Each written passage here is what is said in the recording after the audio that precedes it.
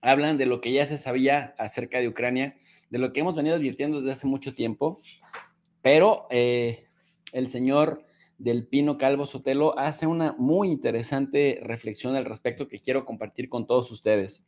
Su reflexión inicia diciendo que el COVID, el cambio climático, la guerra de Ucrania tienen dos cosas en común. Primero, que los políticos de Europa defienden intereses extranjeros o supranacionales en perjuicio de los intereses de sus propios ciudadanos. Aquí lo hemos estado mencionando reiteradamente. Ciertamente es lo que hemos estado observando. Segundo, que los bien pagados medios de comunicación corporativos emprenden agresivas campañas de propaganda, las cuales se basan en enormes mentiras hasta que logran el examen de la virtud del buen ciudadano y que ese ciudadano virtuoso manifieste una adhesión total a la consigna o un odio absoluto hacia el enemigo señalado. En este caso, los buenos son los ucranianos y Europa, que defiende valores democráticos, los malos son los rusos. Así, tras 2 años de mentiras del COVID, los medios están ahora empeñados en mentir sobre la guerra de Ucrania para dar la sensación de que la victoria ucraniana está a la vuelta de la esquina. Ya en el mes de marzo del año pasado, en 2022, y en un alarde de rigor, muchos de ellos, incluyendo al pretencioso Financial Times, afirmaban, citando acríticamente fuentes oficiales occidentales, que Rusia estaba quedándose sin misiles de precisión. Desde entonces, Rusia ha lanzado cerca de 4.500 misiles de precisión. El analista español también sostiene que también incluso el The New York Times afirmó hace pocas semanas, citando fuentes oficiales, que las cartas bomba enviadas al Palacio de la Moncloa y a la Embajada de Ucrania en Madrid eran obra de agentes rusos. Tras hacerse eco de ello, muchos medios españoles, dice, hemos sabido que en realidad habían sido enviadas por un jubilado de 74 años de Miranda de Ebro que actuó solo. Los medios también dijeron que Putin tenía cáncer y mal de Parkinson, que estaba lunático por el aislamiento del COVID y a punto de utilizar armas químicas y nucleares. Los medios corporativos lanzaron todas estas historias para luego abandonarlas sin mayor explicación y sin mayor rigor, exactamente igual que como hicieron con el COVID, cuando de la noche a la mañana dejaron de aterrorizar a la gente.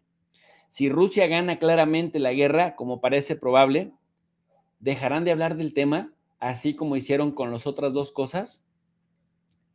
La propaganda es útil para mantener la voluntad de la lucha, que en el caso europeo consiste en que la ciudadanía apoye su suicidio económico decidido por este protectorado de Estados Unidos llamado Unión Europea.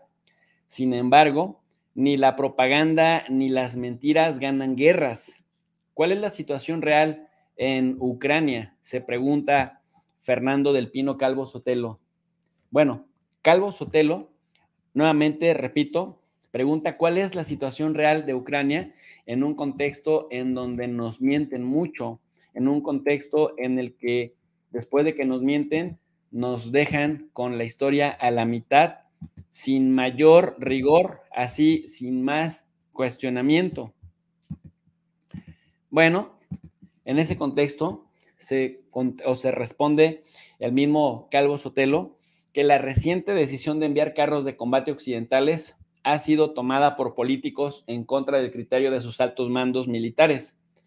Al albur de los deseos de Estados Unidos, el gobierno de Alemania, por ejemplo, ha cambiado de opinión por enésima vez y en un nuevo giro de 180 grados ha decidido enviar una compañía de Leopard, 14 unidades de tanques y permitir que otros países lo hagan, cuando había dicho que no lo haría bajo ninguna circunstancia, con el objetivo de alcanzar 2 batallones, unas 80 unidades.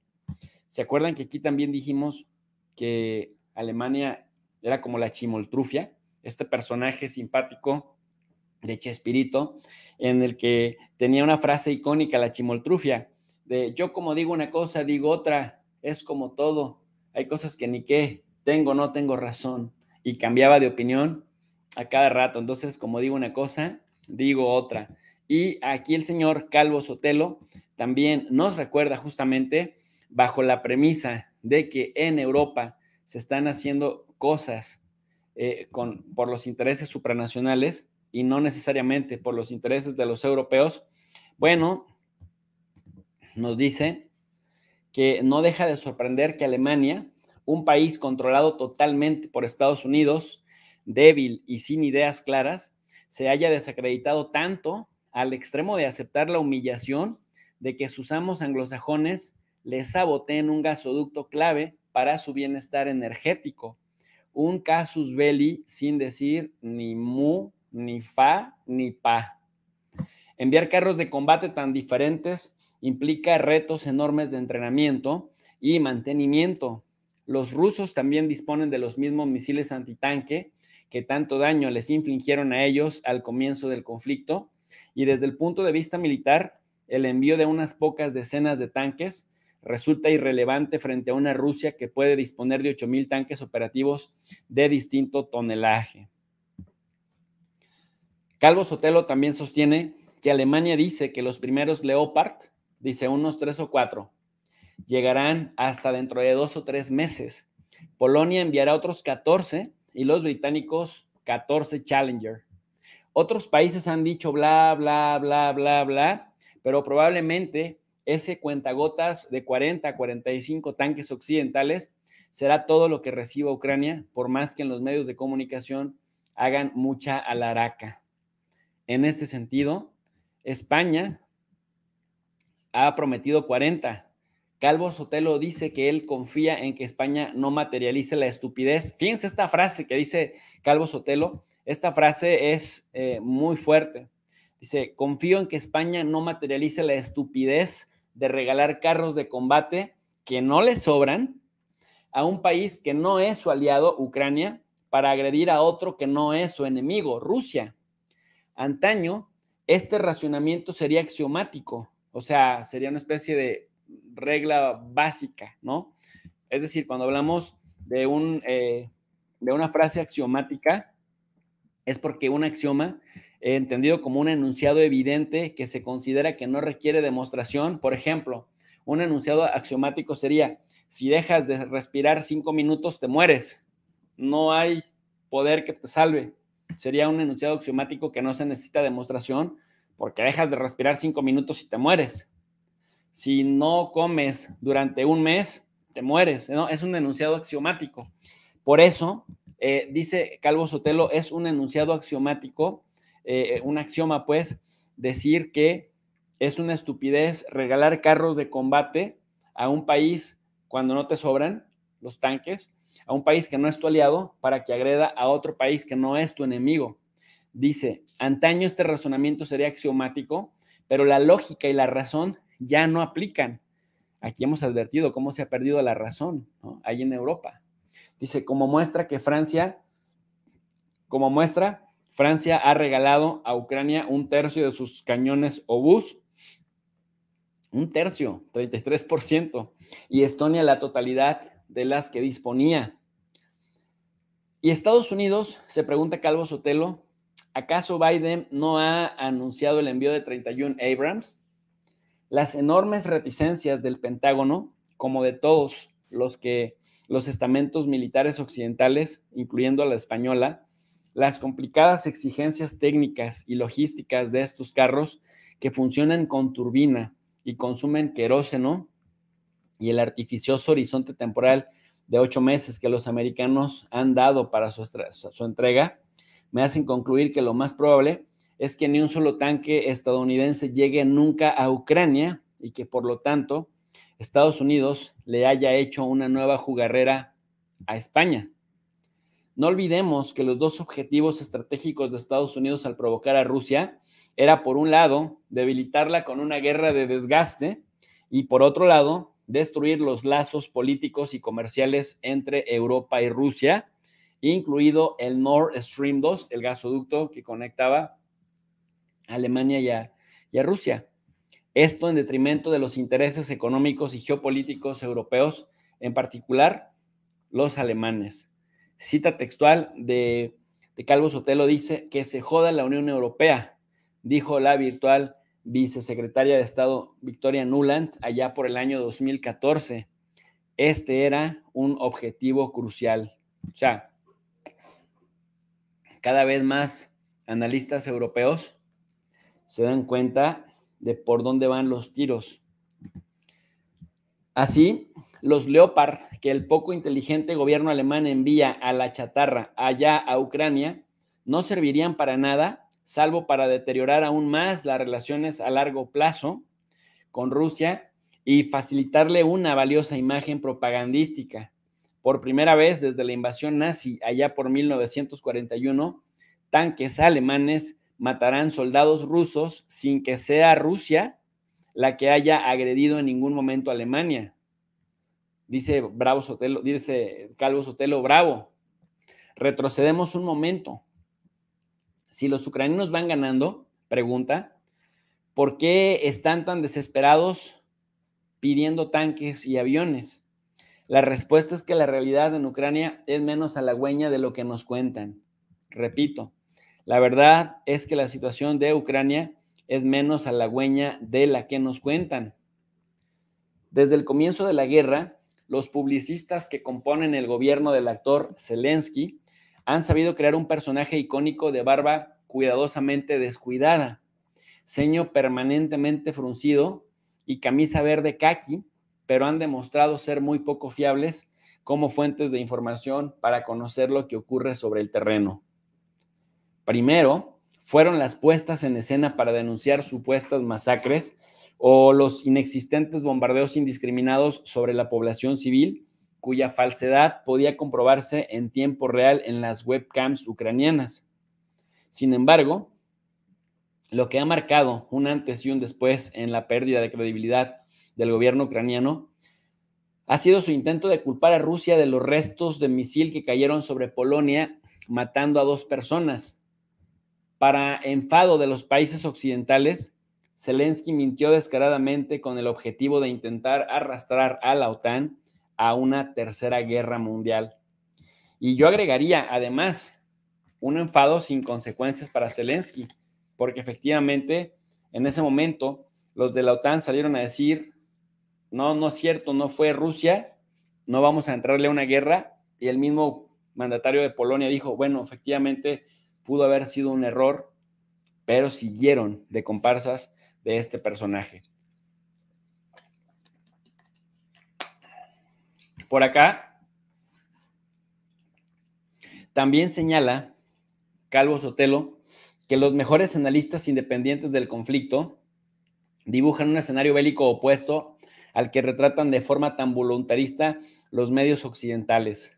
De hecho, para aquellos que quieren seguir consumiendo prensa, la forma más rápida de comprender lo que ocurre en esta guerra es sustituir la palabra Rusia por Ucrania y viceversa.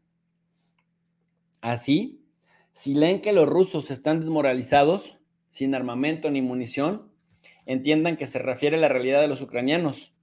Y si leen que en 6 meses Ucrania retomará Crimea, como dice la prensa inglesa, interpreten que quizá dentro de 6 meses las tropas rusas estén en Kiev o en Odessa.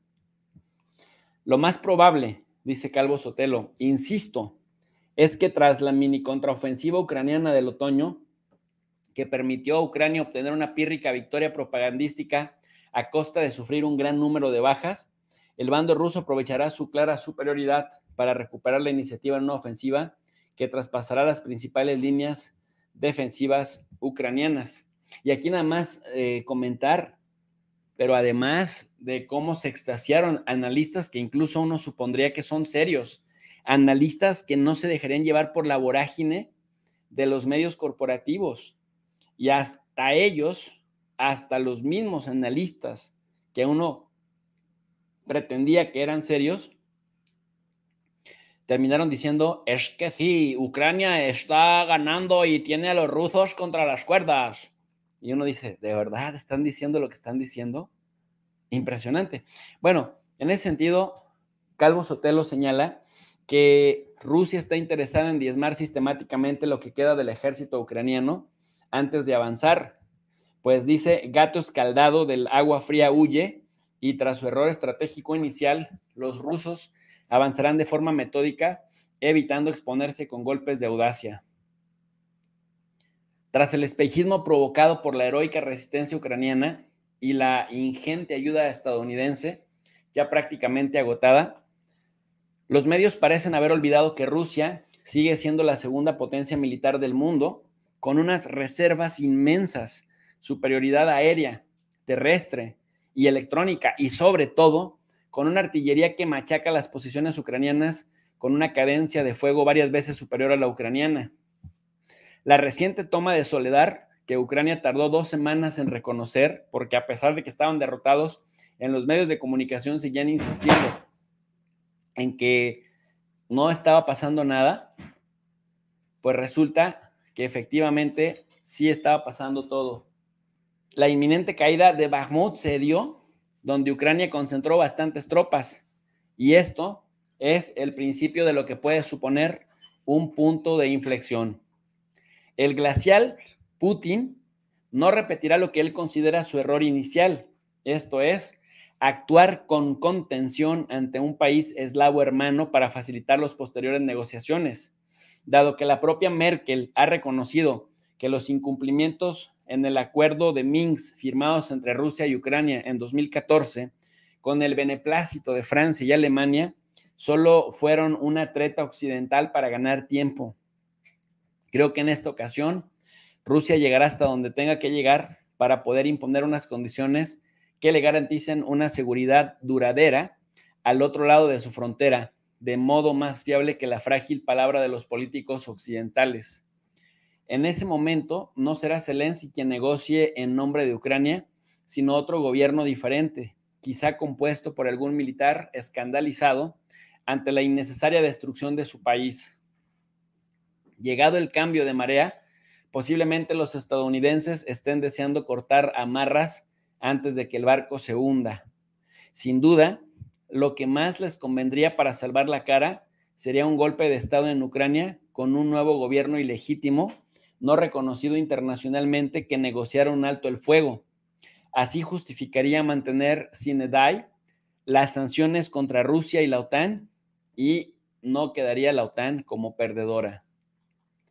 Pero en ausencia de este escenario, Estados Unidos puede considerar que una victoria rusa, en mi opinión inevitable, dice Calvo Sotelo, es una amenaza existencial para su hegemonía, en cuyo caso podría cometer una huida hacia adelante, entregando, por ejemplo, armas de mayor alcance que atacarán equipos y objetivos en territorio ruso. Se han cruzado muchos límites y los odios alimentados por el espanto de la guerra perdurarán.